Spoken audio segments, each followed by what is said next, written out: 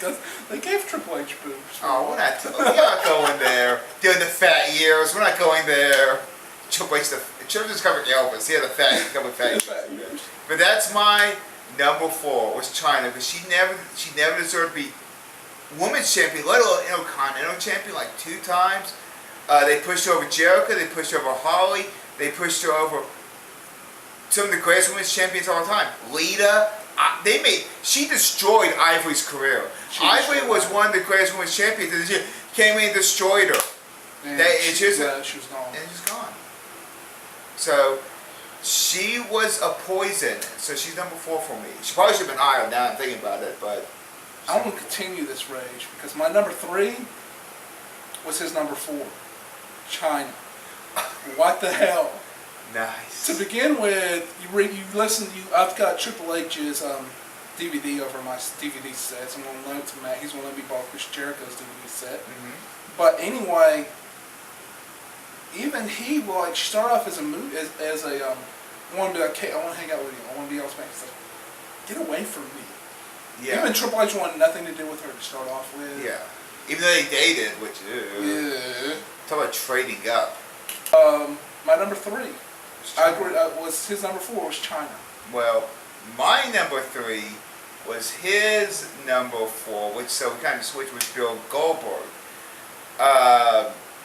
What has we not said about Bill Goldberg? Well, the thing about Goldberg was, and you in Jericho's book, which I got right here.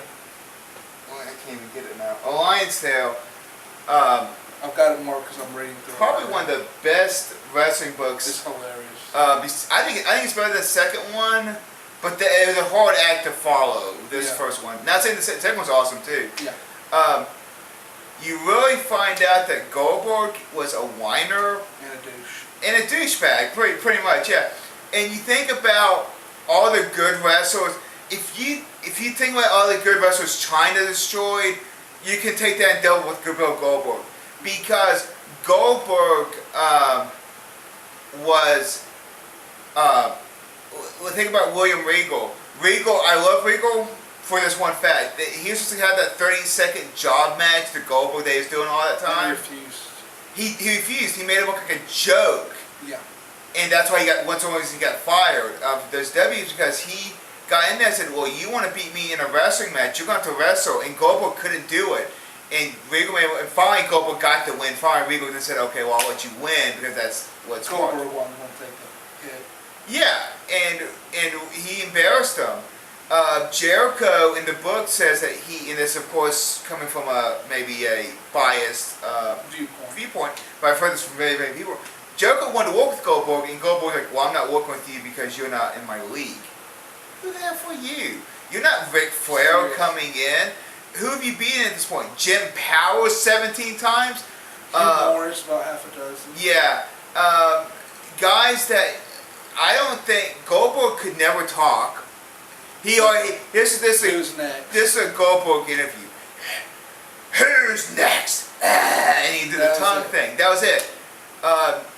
Ming was better than Goldberg. I'm a Ming mark though. Ming was, and they made him drop out.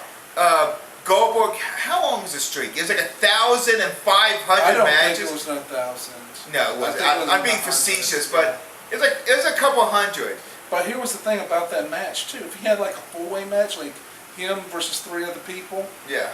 They counted. They counted all 3 people. He pinned 1, but they counted as 3 because he beat all 3.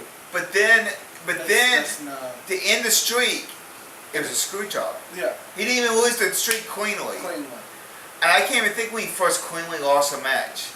And he lost it. The screw job was pretty big screw. It was the taser from Scott Hall. But that's my number 3, Bill Greenberg. The only good thing about Goldberg was Gilbert. In Jericho with the whole Greenberg. Greenberg, I waited this poker all night. I want a Jericho, whatever his number got to. I think it's 4 Goldberg nothing T-shirt. I want those too. My number 4. No, number 2. My number 2. I'm sorry, we've done 4. My number 2. Speaking of the finger poke of doom. Hulk Hogan, number 2. Number 2. For a simple reason. Now, I'm not talking about new Hulk Hogan where he played politics and he ruins companies, which he does. He's helped out TNA pretty well. No, he's not. He's ruining TNA. But I'm talking about Hogan in the late 90s, late 80s, early 90s, when he lost to the Giant and then won it back. And for all you kids out there, we're not talking about. We're talking about Andre the Giant. Andre the Giant. Yeah. And won it back. Lost it to Warrior and won it back. Lost it to Hart and won it back. Lost it to Zuna, I think, one point. No, Hart lost it to Zuna. Hart lost it to Zuna, and then Hulk Hogan won it back. Yeah.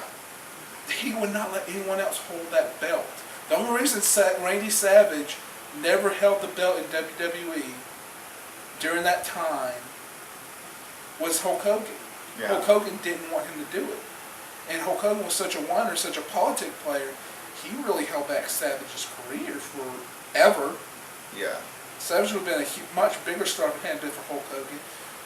My number 2, Hulk Hogan. Alright, my number 2 didn't make your list at all, which is... Because you know my number 1. Yeah, I know your number 1. Anyone that knows me knows my number 1.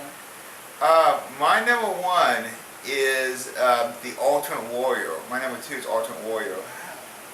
Because Warrior is a joke. He really is. Warrior, you take everything bad about Bill Goldberg and times it by 17. That's the Ultimate Warrior. His promos. At least Goldberg spoke English. Right. Like sentient in English. I think Mean Gene said it best. He would do a 2-minute promo, which is back in the day. They used to do these little snippets where they'd have a match and like a little promo, and then backstage and do a match. These weren't these 20-minute promos that you get now. Yeah, that didn't happen. A little 2-minute, basically. You know, a normal promo would be like, "Oh, hey, I'm the big boss man. They'll be serving hard time. I'm gonna win my match, and I'm gonna, make them serve hard time," which I love, boss man. Georgia Boy, rest in peace. Georgia Boys. But Warrior's 2 minutes would be like, "And when the rings are set on the line," and he just babble about Warrior nothing. Nations. I want to talk about that. I'm talking about original Warrior.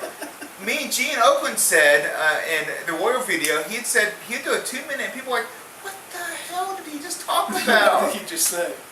But they let Warrior destroy people. He never had a good match. Well, I'm not getting that far. Hogan. He let him destroy Mr. Everybody. Perfect. I'm gonna say that. I'm not going to talk about any of those matches. I want to talk about one match and then we'll move on. Because this one thing solidifies why I hate Warrior and will always hate Warrior. Honky Tonk Man, longest running Intercontinental Champion of all time. He was charismatic. I like Honky. He was funny. I love Honky Tonk Man. Jimmy Hart. I remember this match, not just, oh God. And he was unbeatable for Intercontinental Champion. He's unbeatable. No one can beat him. He cheated a lot. In all respect to Jeff Jarrett, you stole that move from Honky Tonk Man. You know you did. The guitar, whatever. The Sun Warrior versus Honky Tonk Man. 30-second match. Warrior beats Warrior. him. F you, Honky Tonk Man. We're moving on. What can you say? They let him. The man held the belt for almost a year, and they're like, "Oh, it's time to drop it." Warrior get in there, mop him up.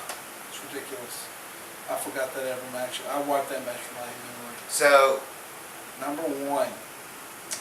This is going to explain a lot of things about me in future shows. Number 1, John Cena. Yep. I hate John Cena.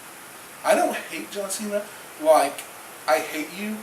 Like, you have the whole saying down here in Georgia, I don't know if it's anywhere else, that if he was on fire, I wouldn't piss on him.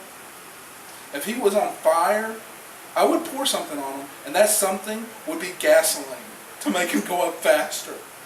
Yeah. I hate John Cena. He refuses to lose to anybody. He refuses to not be in the spotlight. He has to be the guy every moment. Even when he's not in the Federation. Yeah. He's still the guy. I think Punk said that perfectly. That lasts about a week. Yeah, it's ridiculous. Even when he's hurt, your first, I mean, every time he gets hurt and he comes back, it's like WWE just says, here you go, Mr. Cena. Here's your belt back. Wait. It's nice and shined up for you, Mr. Cena. Yeah, it still spins. Yeah. There you go, Mr. Cena. There's your belt back, sir. Please earn us a lot of money. I hate John Cena. But anyways, my number one is John Cena, and it's basically, and I'll say this, I don't hate Cena. I used to really not like him. I like Cena infinitely more when he does have a belt on him, because it's like Jeremy said, it's almost as soon, like, holy crap, Cena doesn't have a belt. We gotta give him something. Cena, I actually liked Cena when he first came in, the whole feud with Kurt Angle, that was it. I did too, until he got that. Until he became the Ultimate Warrior, pretty much. He couldn't, it wasn't that he beat everybody, it's he couldn't have a good match with them. Like, they built up Muhammad Hassan, and he beat some legitimate good people. Jericho, Benoit. I mean, he cheated to do it, but he beat them. Well, I think there was some backstage. Oh, I'm sure there was. Like, well, not even with Cena. I think there's some stuff he said that was offending people. But that they just left that as it is. But then they let Cena destroy him, which hurt Benoit, hurt Jericho. I'm sure maybe that happened. But still, okay, you just fire him then. Don't let it, don't give Cena the ultimate push. But Cena has, for the last few years or whatever, had this push where it seems like whenever he doesn't have a belt, they quickly get a belt back on him. So that's it. I think we're about done.